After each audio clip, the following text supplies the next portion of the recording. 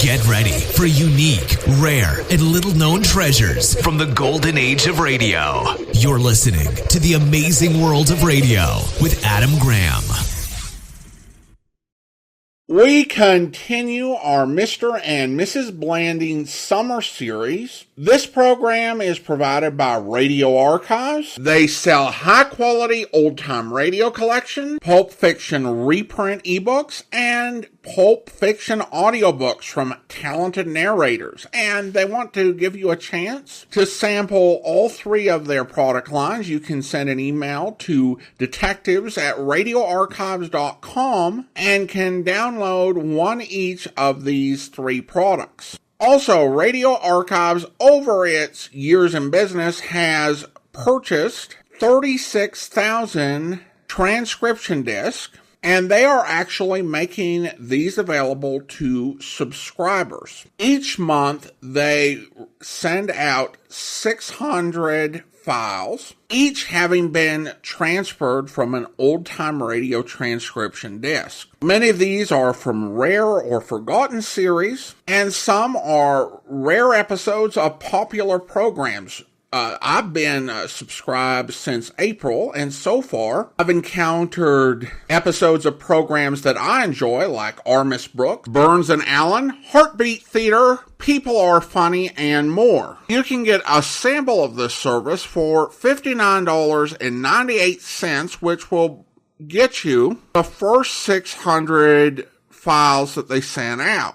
And you can sample the quality and variety for yourself. And this money goes to support the great detectives of old-time radio. If you enjoy it, you can subscribe for $60, which is half off the normal price. Just go to transfers.greatdetectives.net, transfers.greatdetectives.net to give it a try. Well, now it's time for Mr. and Mrs. Blandings. The original air date, May the 5th, 1951, and the title is Rebuild the Barn. Flying's the way to travel, and the way to fly is TWA, Trans World Airlines.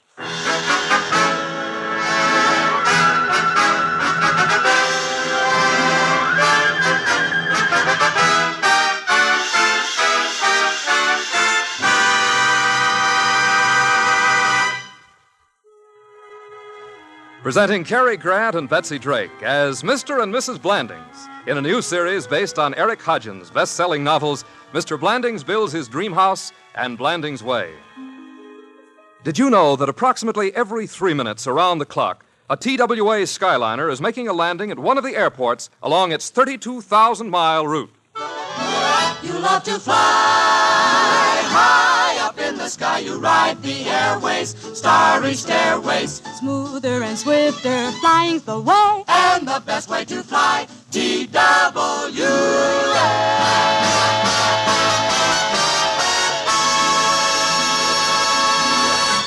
Mr. and Mrs. Blandings, starring Cary Grant and Betsy Drake.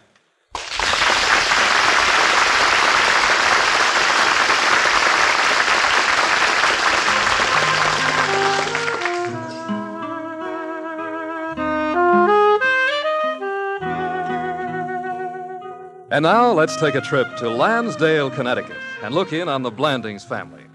It is early morning. Everyone is asleep, and the day starts, as it does in every other house, with... Jim has set the alarm a little early this morning so that he can get up and do his exercises before Muriel awakens. So at the sound of the alarm, the bedclothes are thrown back, the bed springs creak, the alarm is shut off, and we hear... Jim, time to get up. A day has started in the Blandings household. The children get dressed, the table is set, the coffee is poured, the orange juice prepared. All is hustle and bustle. And we hear Muriel say, Jim, time to get up.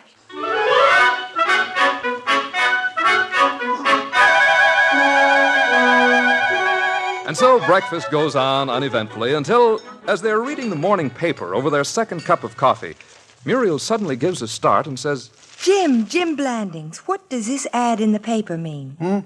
What ad, dear? You know what ad, this one. Well, let's see. Wanted girl to work as waitress at summer resort. Must be respectable until Labor Day.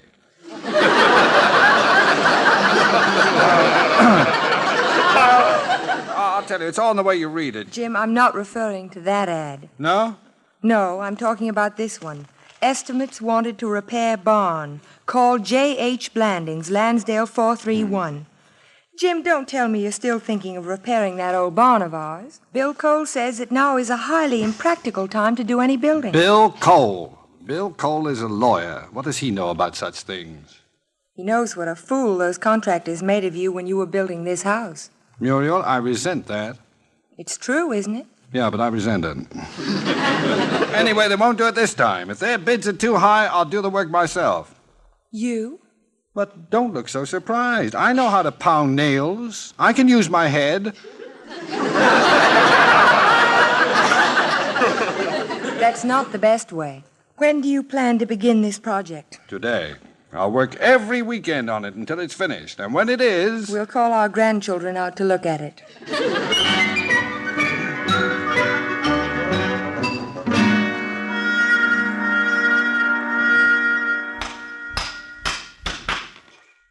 Muriel, do you have anything better to do than to stand out here and watch me? Yes, but I want to see this or I won't believe it. And I may not believe it then. Thank you for the vote of confidence. And hand me another nail. This one got bent. Here you are. Oh, dear. Bent this one, too. Here's another one.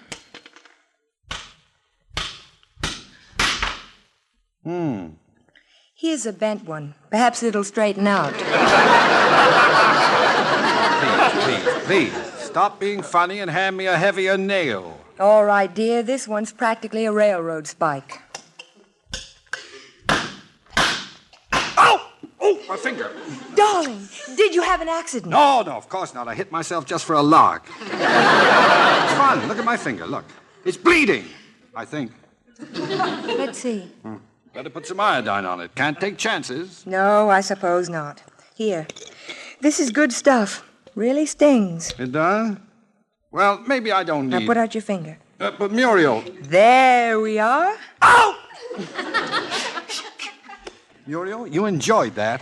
Not too much. Anyhow, what did you want me to do? Kiss it and make it well?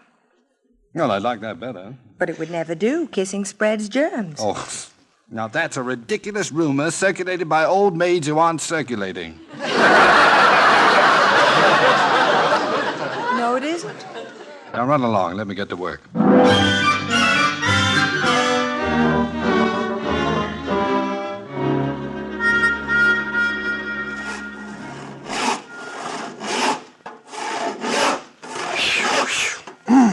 This is harder work than I thought. Oh, well, the only way to get it done without costing a fortune. Oh, Jim, Mr. Kraft is here in answer to your ad. Huh? Hello, Mr. Blandings.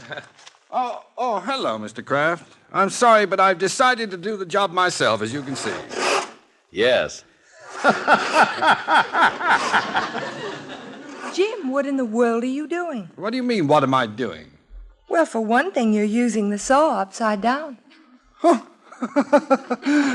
there's a woman for you, eh, Mr. Kraft? Muriel, I want to saw the underside of this board, so I turn the saw over. So that's the way we do it. Why don't you just turn the board over? Oh, well, you can do it that way, too. Yeah. You sure you don't want me to contract the job, Mr. B? Definitely not. I can do it myself.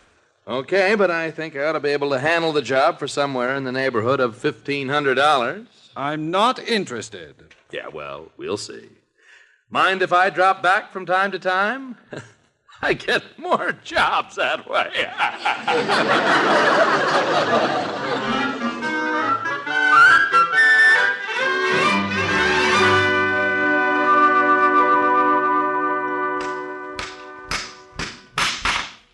Oh, hi, Mr. Blandings.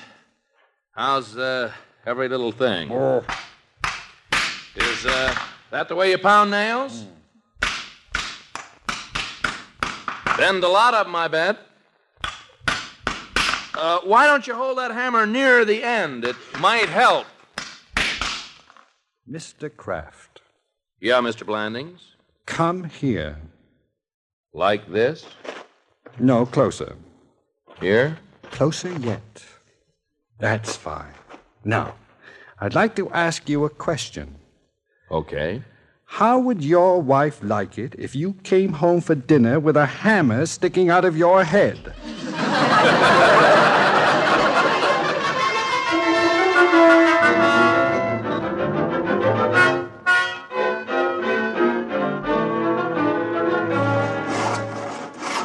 Hiya, Mr. Blandings. That stringer got enough support? Yep. Hope it don't sag. Nope. Main thing is she's strong enough. Yep. What's the matter? Got your mouth full of nails again? Nope.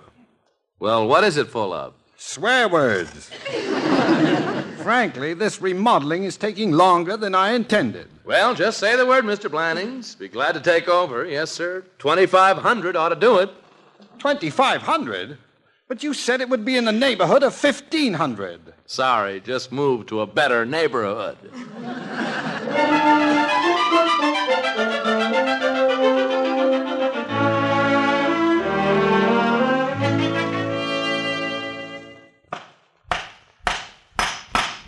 Jim, hadn't you better call Mr. Kraft? Mr. Kraft, I wouldn't hire that money-hungry monster to drill a hole in a lifesaver.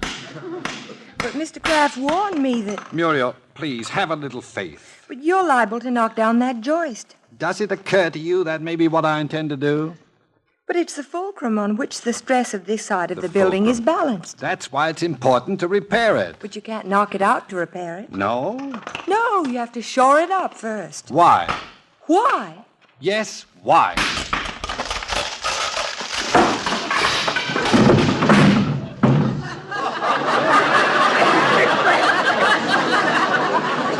Any other questions?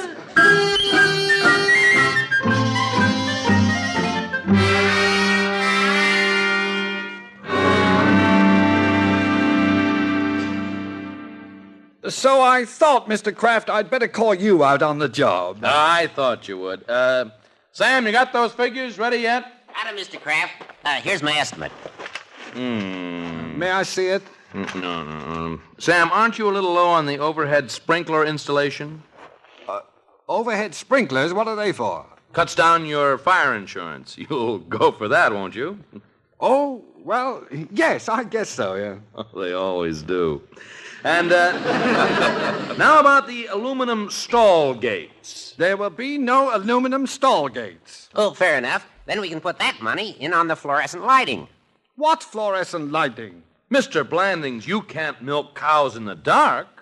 Oh, you can, but you waste a lot of time fumbling. Now, just a minute, you two. Mr. Kraft, I called you out here to do a simple repair job on a barn. Now, just what is your figure for the job? In round figures, $4,500. Mr. Kraft, I'm afraid we don't understand each other at all. Well, why? You want a good, sound barn, don't you? Of course, but... If a thing's worth doing, it's worth doing right, I always say. That's what I always say. But, Mr. Kraft, $4,500. It isn't the cost, it's the results, I always say. That's what I always say. Well, you may stop saying it right now. Great Scott, at that price, I might as well build a new barn. Exactly. That's just what I was going to say. Yes, but the cost. Hardly more than to rebuild. Now, for instance, tearing down the old one is a salvage job. I guess that should bring about, $500. Oh, I hadn't thought of that. Oh, you got to figure everything, I always say. That what you always say, Sam? Yeah, I do. Good boy. All right, Mr. Kraft, tell you what we'll do. You tear down the old barn. It's not worth fixing, I guess. And then we'll talk about building a new one. All right, it's a deal.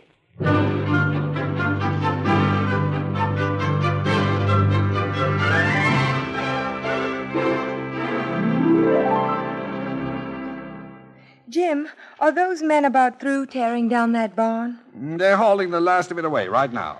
Oh, that's a relief. They've driven over my petunia beds at least a dozen times. Jim, are you sure you're doing the wise thing? What do you mean?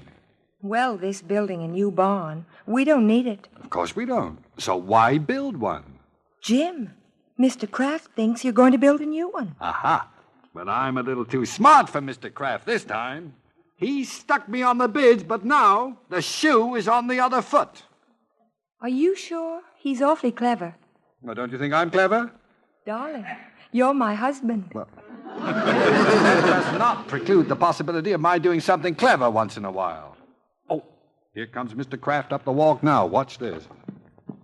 Mr. Kraft and Sam. Howdy. All through? Oh, yes, just hauled the last load out. Hello, Mrs. Blandings. Hello, gentlemen. Now, I guess we ought to talk about the new barn, eh?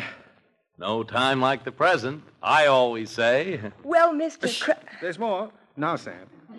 That's what I always say. Now, go ahead, Muriel. You tell him, dear. All right. Mr. Kraft, I have decided not to build the new barn just yet. Not to build it? No, in fact, I may never build it. I didn't say I would, you know. No? So, I guess the only thing we have to do is to settle up on the salvage from the old barn, eh? Guess so. Fine. I believe $500 was the price agreed upon, right? Right. Oh, this is where you get a surprise, Muriel. It's going to be a present for you. Why, Jim. You don't have to pay me now, Mr. Blandings. I can send you a bill. Oh, I pay you? Well, naturally. That's your best offer? Well, you didn't think I was going to pay you to haul that old barn away, did you? You said it would be worth something for salvage. That's why I was only charging you $500. I think you can put it back, Jim. What? The shoe that was on the other foot.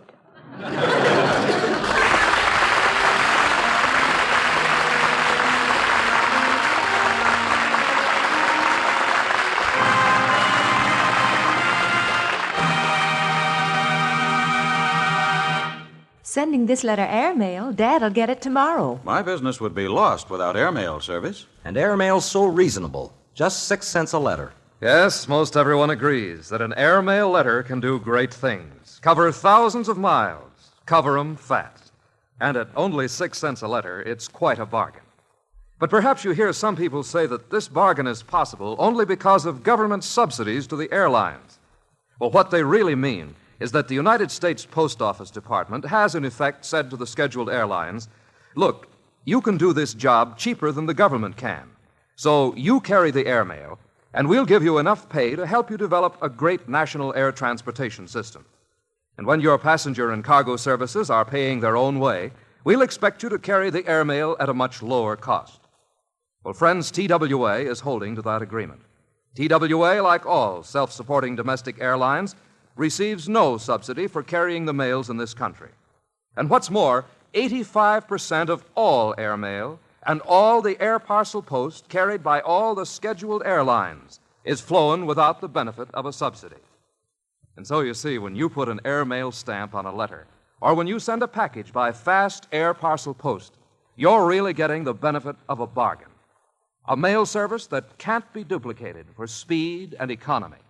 All made possible by the vision and foresight of the men of the U.S. Postal Service and the cooperation of the scheduled airlines of the United States.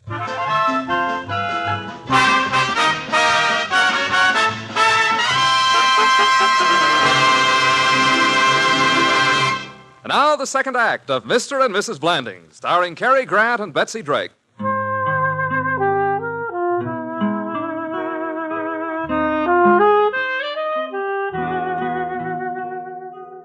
Have you ever seen that famous statue, The Thinker? Well, at the moment, Jim Blandings is seated in the living room, and he looks as though he were posing for a new statue called The Brooder. Over and over in his mind, he is chewing the words uttered by Mr. Kraft. I don't pay you, Blandings. You pay me. Yes, Mr. Blandings is chewing the words, but he's having a very rough time swallowing them. Jim. Huh? Jim. What's the matter, dear? Cat got your tongue? No, Mr. Kraft has my tongue. My tongue, my wallet, my shoelaces, and my shorts.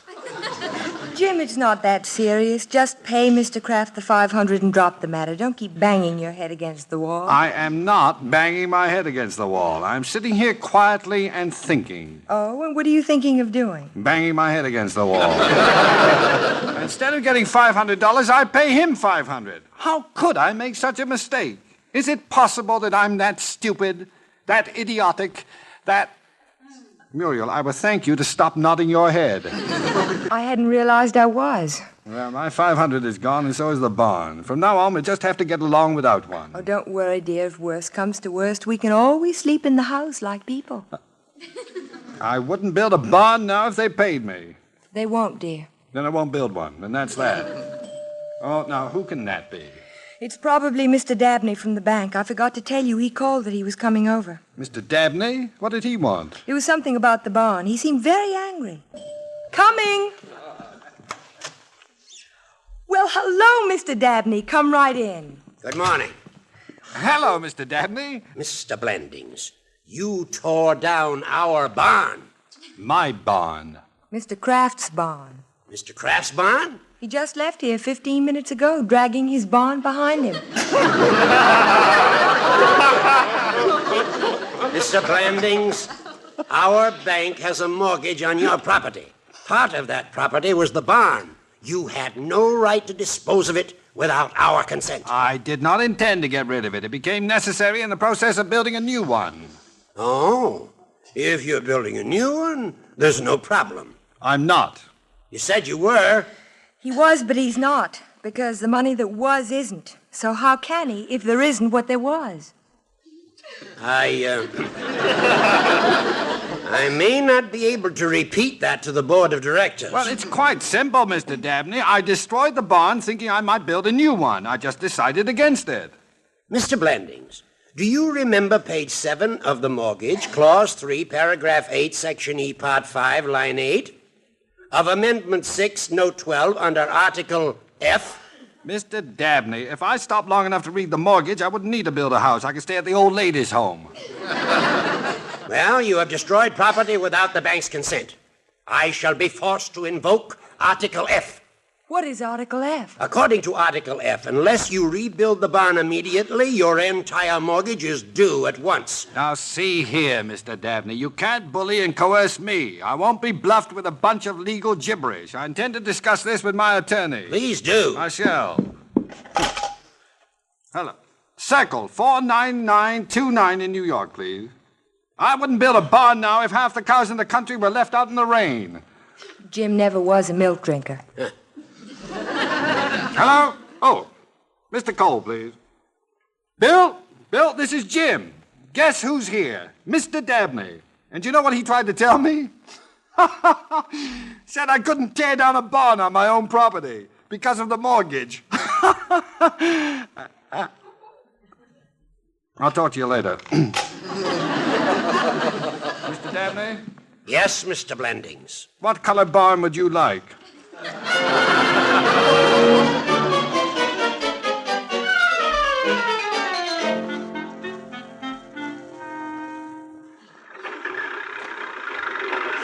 Good morning, Mr. Quince. Morning. Take that wheelbarrow up there, George. All right, Mr. Quince. You know, I sort of thought we'd have the cement all poured by this morning. Well, I thought so, too. I thought so, and you thought so, but it ain't. Well, I guess you have to expect a few delays. I figured you ought to have it finished by tonight. I figure we ought to. By tonight. Good. I figure we ought to, and you figure we ought to, but we ain't. Having trouble. What trouble can you have with a foundation? You dig a hole and pour the cement. Exactly what we did. We dug a hole and we poured the cement. Mr. Quince, there is no cement in that hole. That give you an idea of the trouble we got? Great Scott, what are you trying to say? Mr. Blandings, our hole has a hole in it.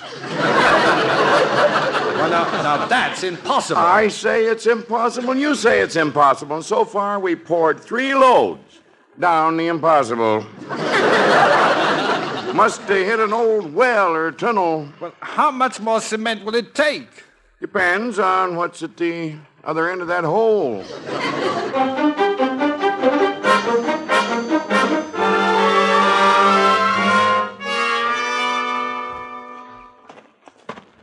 Oh, hi, Mr. Blandings. Good afternoon, Mr. Rich. Fine crew of carpenters here. Best 5 in the country. I can tell that. They look very competent sitting there on the lawn. Oh, we can't go any further till the plumber finishes. Well, where in heaven's name is the plumber? Mr. Blandings, I'm a carpenter. I don't ask the plumber any questions. I don't even look at what he does. Why, if I so much as point my finger at a pipe, I have to pay dues in 3 more unions. Never mind, I'll find him. Mr. Beasley! Mr. Beasley! Jim, what is it you want? Muriel, have you seen the plumber?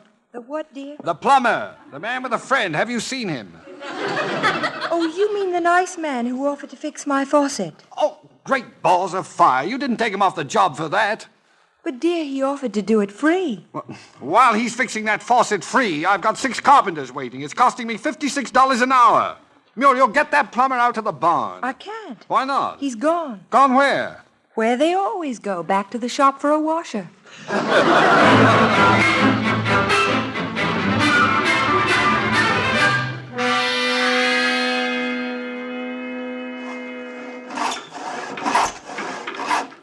Hi, Mr. and Mrs. Blandings.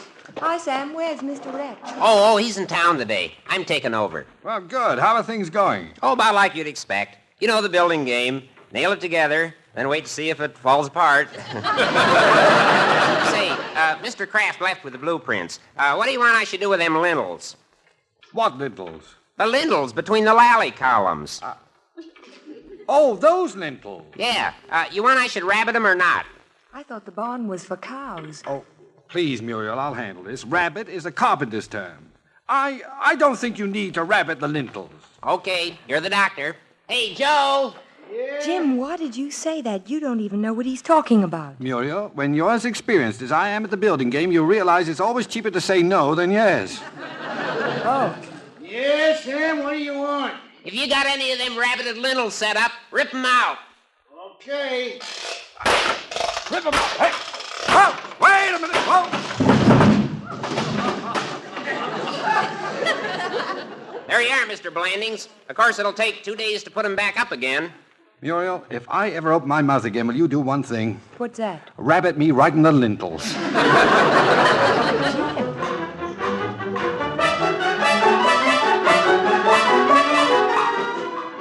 Mr. Blandings, you owe us $350 for your completion bond.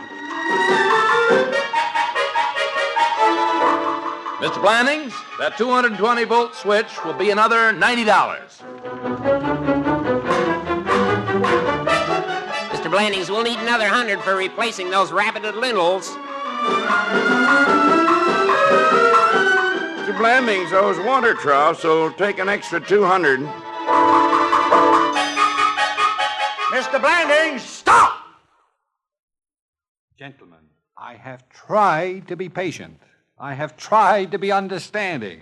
But the end has come. The well has run dry. The lamb has been shorn. The screwball is unscrewed. I don't care how fine a barn I have or whether it gets completed or not. All I want is that you go away. All of you. Now. And if I don't see a contractor again for 99 years, it'll seem like the pause that refreshes. But, Mr. Blandings. Yes! I just came to tell you the barn is finished.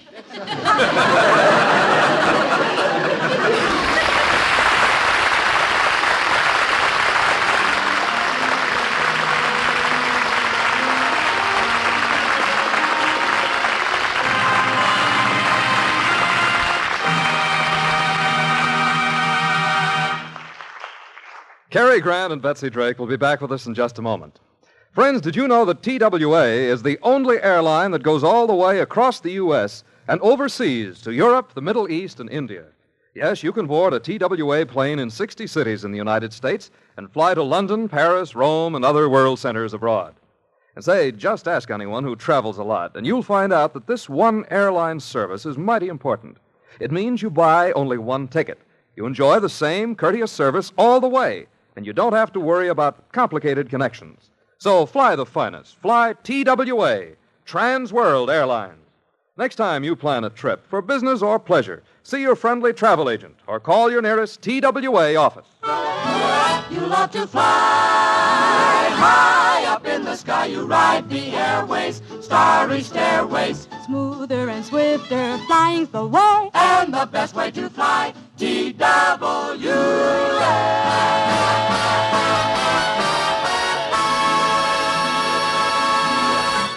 Here again are Cary Grant and Betsy Drake. Muriel, I'm already showing a profit on the new barn. That's wonderful, dear, but how? I made a deal to print Fly TWA in big letters on the side of the barn. And then in small letters, I'll print to 60 cities in the United States and 20 world centers abroad. But what about the profit? Well, they pay me $240 a year for that. That's very clever, dear. Well, that's just the beginning. With the $240, I'm going into the poultry business. I made a deal to buy 200 chickens and a rooster. 200 chickens and a rooster? Yeah. Why, that barn will make us independent. Not half as independent as that rooster. Good night, dear. Good night, everyone.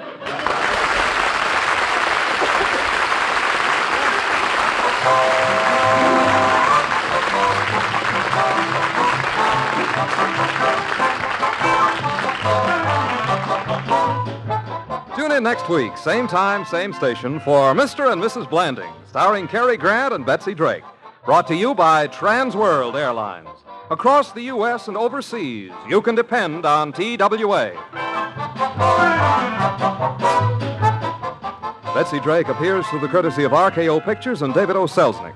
Watch for the next Selznick release, Gypsy Blood, starring Jennifer Jones and produced in Technicolor. Mr. Kraft was played by Jim Backus. Also in our cast were Dave Willock, Leo Clary, Ken Christy, Earl Ross, and Earl Lee. Tonight's show is written by Charles Stewart and Mort Lockman, directed by Warren Lewis, and transcribed in Hollywood. Don Stanley speaking.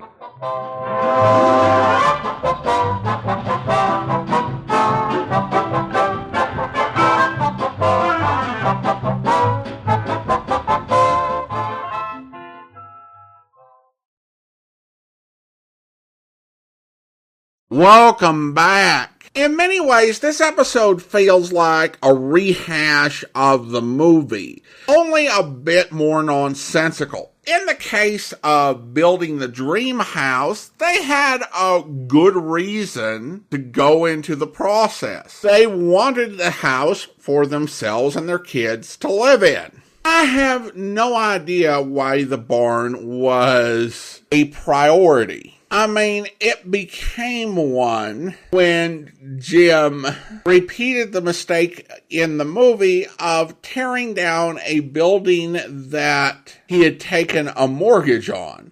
But in the first place, they're not doing any agricultural work. Now, you obviously don't want unsafe buildings on your property, and that's something you would probably want to get fixed up before you went ahead and sold a house, because having this sort of derelict barn is probably going to hurt your ability to get a good price. But if you have no plans to move in the near future and you've got no natural talent for building, I mean, I know some of you probably, you're like, yeah, I'll build a barn because there's a barn to build and it'd be fun.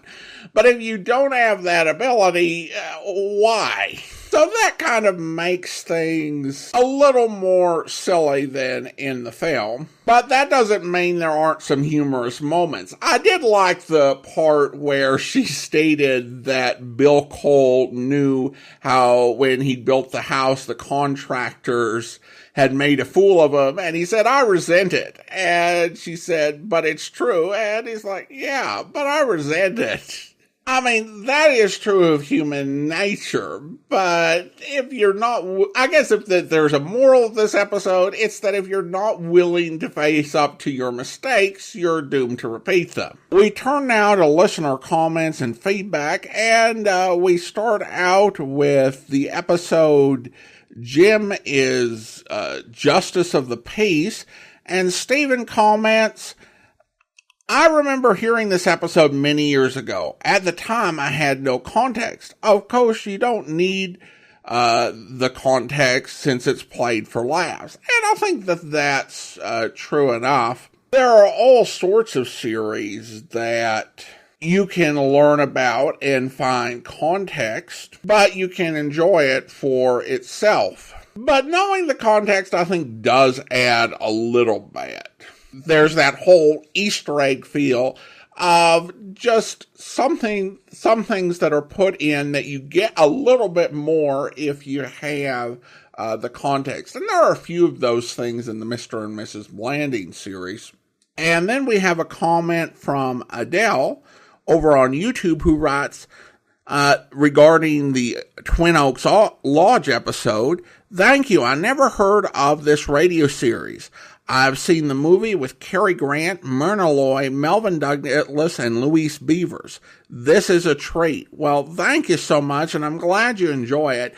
It really is fun to see characters that had a presence both in the movies and on radio, or on radio and television, particularly when they have the same actors playing the characters in both mediums. We did our spring series on radio programs that were turned into movies, and then those movies in turn were adapted back to radio. And that was a fascinating process, and I also liked the tie-ins.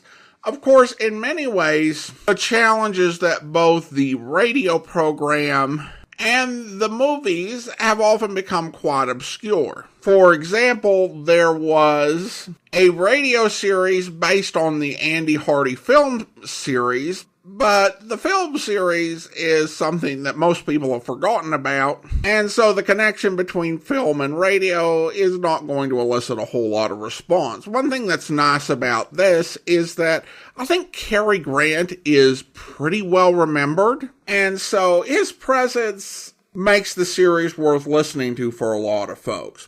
But thank you so much. Appreciate the comment. Now, we actually have a new podcast that we're going to be launching on Monday, and we've got a podcast trailer for it, so let's go ahead and play that for you.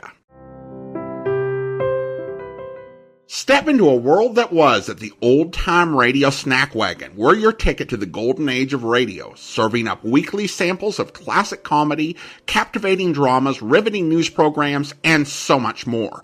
Get ready for a unique blast from the past straight to your ears. Subscribe to the Old-Time Radio Snack Wagon for free at snackwagon.net or wherever you get your podcast. I hope you'll be listening then. I'm really excited about this new podcast, and Old Time Radio Snack Wagon I think will be something special. And that will actually be all for this week. And we'll be back next week with another episode of Mr. and Mrs. Blandings. In the meantime, do send your comments to box13@greatdetectives.net. From Boise, Idaho, this is your host, Adam Graham, signing off.